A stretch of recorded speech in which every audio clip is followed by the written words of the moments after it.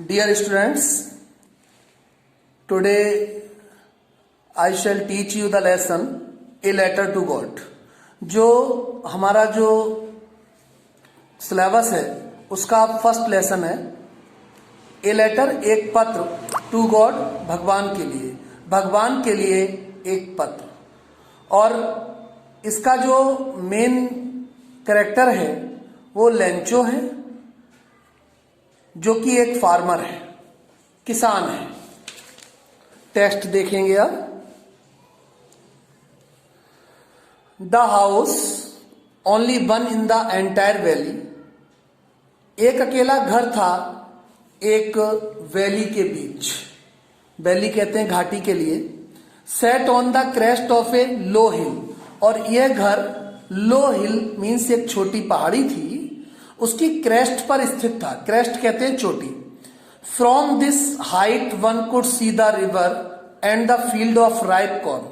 From this height, इस ऊंचाई से, one could see the river, कोई भी व्यक्ति रिवर को देख सकता था, and the field of ripe corn, और पके हुए अनाज के जो खेत थे उनको देख सकता था। डॉटेड विद फ्लावर्स, कुछ फील्ड ऐसे थे जो फ्लावर्स से भरे हुए थे, फूलों से भरे हुए थे। यानी कि कहने का मतलब यह है कि जो वहां हार्वेस्ट थी, that always promised a good harvest.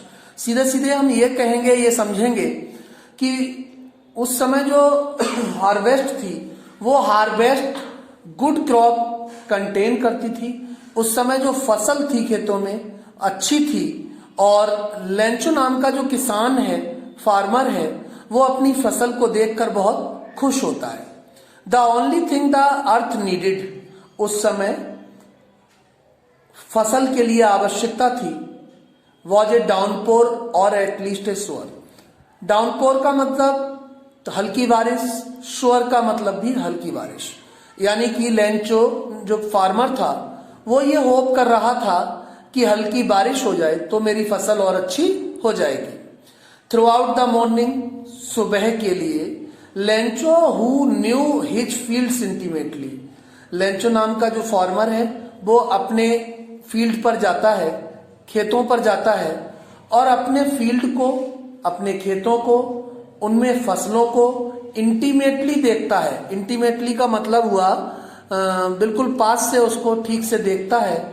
Had done nothing else but seen the sky towards the north east, कुछ कर नहीं सकता था, बस वो बादलों की ओर देखता रहता है, नॉर्थ ईस्ट में, यानी उत्तर पूरब की ओर देख रहा है कि बारिश के बादल नजर आ रहे हैं। तो इससे उसको ये होप हुआ, उम्मीद हुई कि हो सकता है कि बारिश हो, क्योंकि उसकी फसल के लिए बारिश की जरूरत थी। Now we are really going to get some water women. वह अपने परिवार में वुमेन को बताता है, ऐसा लग रहा है कि कुछ वाटर, यानी कि बारिश आने वाली है और बारिश उसके खेतों के लिए उपयोगी रहेगी। इसलिए उसके मन में एक ही प्रश्न चल रहा था कि अच्छे से बारिश हो जाए, जो उसके फील्ड के लिए बहुत ही यूजफुल रहने वाली थी। The older boys were working in the field, जो ओल्डर बॉयज थे वो फील्ड में वर्किंग कर रहे थे। While the smaller one were playing near the house, और जो स्मॉलर बॉयज थे वो घर के पास प्लेइंग कर रहे थे, माने खेल रहे थे। Until the women call to them all, अंत में वुमेन ने उन सब बच्चों को बुलाया और कहा कम फॉर डिनर, डिनर के लिए आइए, मीन्स भोजन करिए, खाना खाइए, ऐसा बच्चों को बोला। It was during the meal, भोजन का समय था, मील भोजन होता है। Just as Lencho had predicted, जैसा कि लेंचो ने प्रिडिक्ट किया। प्रिडिक्ट कहते हैं भविष्यवाणी करना।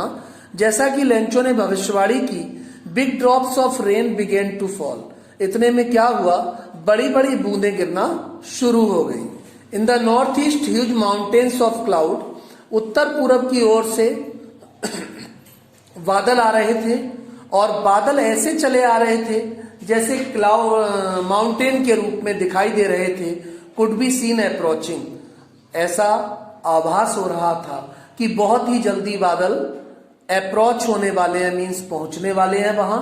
The air was fresh and sweet, हवा जो थी वो तरोताजगी से युक्त चल रही थी, माने अच्छी हवाएं चल रही थी, जिसमें फार्मर और उसके परिवार के जो लोग थे सब अच्छा महसूस कर रहे थे।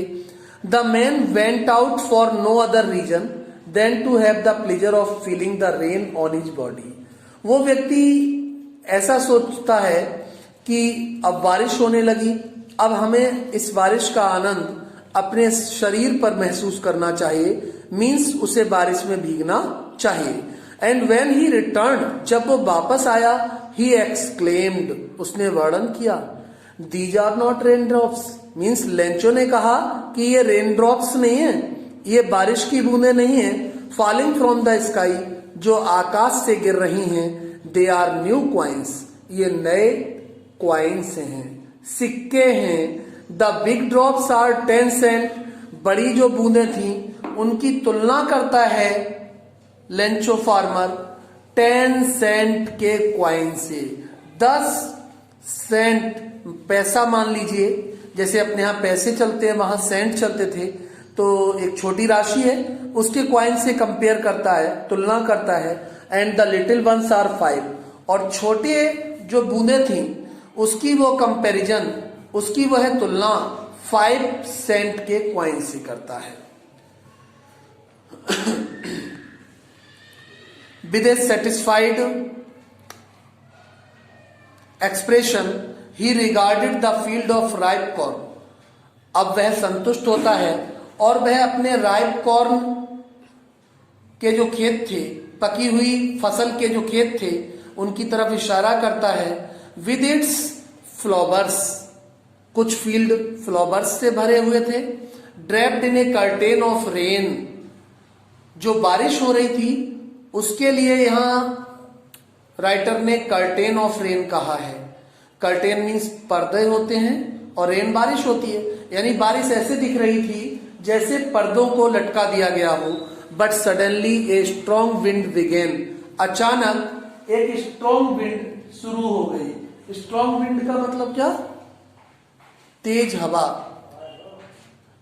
To blow and along with the rain, तेज बारिश आने लगी। Very large hailstone began to fall, बड़े बड़े हेलस्टोन गिरना शुरू हो गए। हेलस्टोन कहते हैं ओलों के लिए। These truly did resemble new silver coin, ये हेलस्टोन ऐसे दिखाई दे रहे थे जैसे नए सिल्वर क्वाइन हो, चांदी के सिक्के हों। The boys exposing themselves to the rain, वो लड़के उनको देख रहे थे रेन के साथ, बारिश के साथ। Ran out to collect the frozen pearl, लड़के उन फ्रोजन पर्ल को, ओलों को कलेक्ट करने के लिए बाहर भाग रहे थे। It is really getting bad now, अब काफी खराब हुआ। क्या? एक्सक्लेम्ड द मैन, मैन ने एक्सक्लेम किया, मैन ने वर्णन किया। I hope it passes quickly, यानी कि फार्मर जो है लेंचो, वो इमेज करता है, कल्पना करता है कि अब ये जो बारिश है ये जल्दी ही पास आउट हो जाए, यानी कि रुक जाए, ये बारिश होना बंद हो जाए। It did not pass quickly, ये इट यहाँ बारिश के लिए आया है, बारिश जल्द ही नहीं रुकी। फॉर एन आवर, 1 घंटे तक। The hell rained on the house, ओले गिरते रहे घर के ऊपर।